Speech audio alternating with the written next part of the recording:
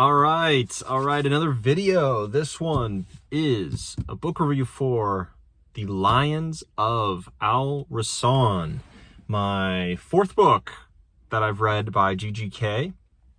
And I did mention in a previous review, I think for Song for Arbonne, that I was like, this guy just doesn't miss. He is probably one of my favorite authors that I'm reading, maybe my favorite author that I'm reading, and maybe one of my favorites of all time. And that holds up just beautifully in this book. It is, I think, stronger than a Song for Arbonne or Song for Arbonne, whatever it's called. And I said that Song for Arbonne is like a perfect fantasy book because it just is perfectly paced, perfectly, like, the characters are just so deep and well-rounded and moving. The prose is great. This does it better. This does all of that stuff better. The story shares a lot of parallels with Song for Arbonne, though.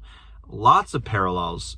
I felt like I had, like, I forget what his name was in Song for Arbonne, the famous poet, and poetry is huge in Song for Arbonne, and poetry is also massive in this book, just extremely massive. And I know GGK has like a poetry book that he has written, so like poetry is just incredibly important to GGK. And I think it just his characters who seem, especially like in Song for Arbonne, he had that main poet warrior guy who was having like an affair with the queen or something, if I remember correctly, and I'll keep that one. And because you get that in the first chapter of Song for Arbonne. And we had two characters kind of like that in a way, Raimundo and Amar. And they were, or Rodrigo Belmonte. Rodrigo, not Raimundo. Rodrigo and Amar. And they were just incredibly, like, they were the perfect man, it seemed, in like a lot of these cases. Yeah, they had a few flaws here and there, but they were the guy from Song for Arbonne, but twins from different cultures. But the difference between them and their cultures and how they came to be, they had a lot of differences in that way, but them as characters, they were juxtaposed the entire book. And it was great having them separate in the first, 30% of the book or whatever. Then they were together for the next 30, and then maybe 40, and then for the last you see them kind of pitted against each other.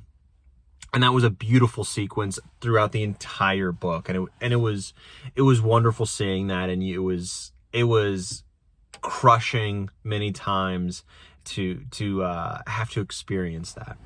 But our main character, really, who you start with is, and who you connect with, and who GGK has to connect with first, is Jehane, the Kindath physician. And as you know, GGK has a lot of very heavy historical like references for these settings, for these characters. This is the Spanish Reconquista, is kind of the beginning. Before that, the Reconquista, and like during that. And you have the Kindath, which are the Jews. You have the Asherites, which are the Muslims, and you have the Jadites, which are Christians. And we saw the Jadites and the beginnings of the Asherites in the Sarantine Mosaic, which I read. And it's great seeing kind of the follow through later on in history of how this is going on how the boy who walked into the desert, how he is referenced, and that's in Lord of Emperors, how that kind of followed through to this story. And it's you get a really good historical, it seems, but even if it's not, a historical kind of tug of war between the Kindath, the Asherites, and the Jadites, how they all are clashing together, how their cultures are so different, but how that sometimes mixes well and a lot of times just certainly doesn't, and the prejudices associated with that. That's a huge part of the book, is these three cultures, they do come together and they can live together, they can work together. That's a huge part of the book. And a message of the book is, your religion, your faith, your cultures, you can believe in these things and still, not come to blows. You can appreciate each other for, being human and being being who you are and really working together and being good people. And the villains and the villainous things that happen are really due to, you know,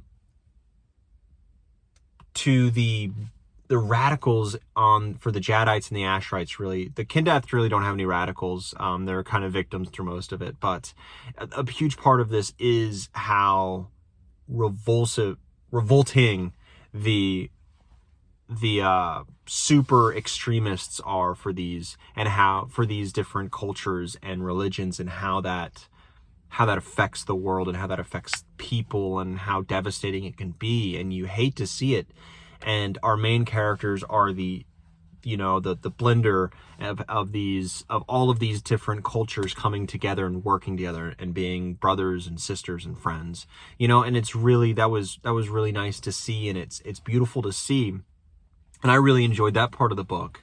And it's devastating to see how the world tears that apart, and that's really where a lot of the sorrow comes from, is how that tears it apart. And the rest, and the sorrow, when I say sorrow, like, it's not a book you don't want to read. It makes you feel things for what could be and what's lost. And that comes into Al Rassan, the Lions of Al Rassan. What is Al Rassan? Al Rassan is the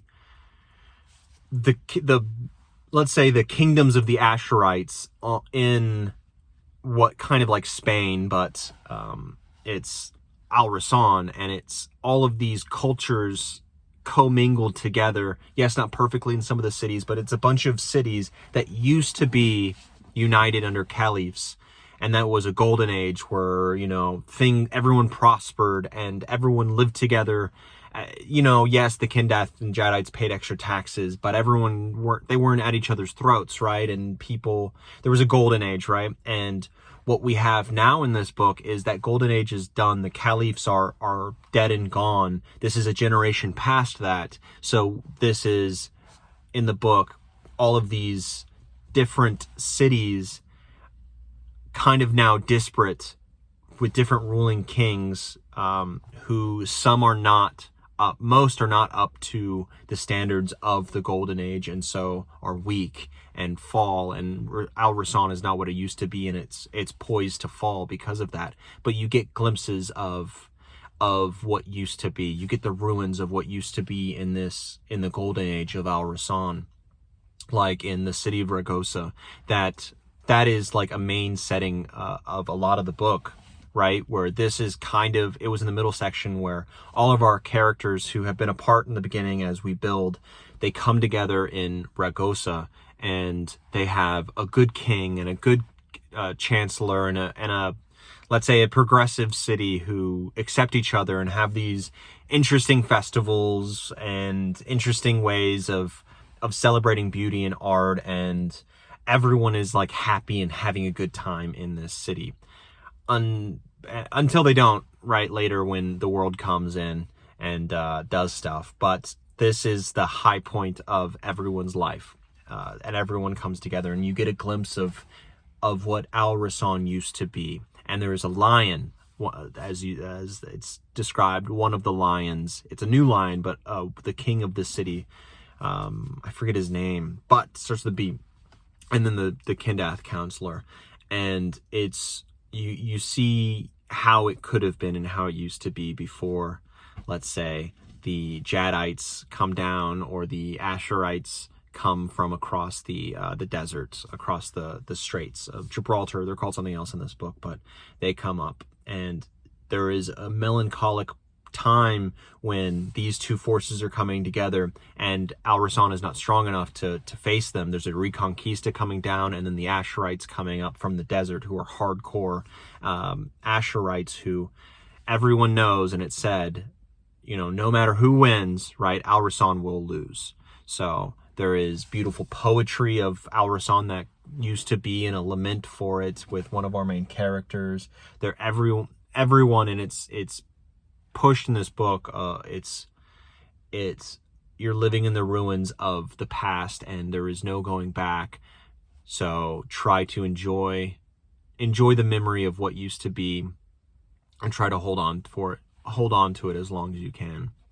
And the beauty fades, the beauty goes away, and what we have is maybe not what we want, but it's you can't push it back, or there's no winning. But the beautiful part of this book was enjoying it and Al Rassan while you could. And I thought that was just so beautiful. It was just such a beautiful book in that way, and you feel melancholic for a place you've never seen. You don't even see it, but you just see the remnants and ruins of it and people's memories of it, and you get wistful when they get wistful, and it's just unlike anything, right?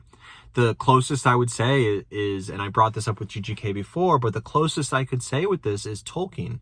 Tolkien, when all of our characters are walking through the ruins of the Númenóreans and the Elvish and the dwarves, and it's a previous age, a previous time, generations past, when things were better. The elves and the dwarves were together. The elves and the men went to war, and for the soul of Middle Earth to face the big baddie. But when they had their civilizations at their height in Middle Earth, they worked together, they lived together, and people built just great structures and testaments to the unity of these races. And there's music and memories and all this, and that's what that's a really big strength of the depth of Middle Earth, of the world of Middle Earth, and of Arda.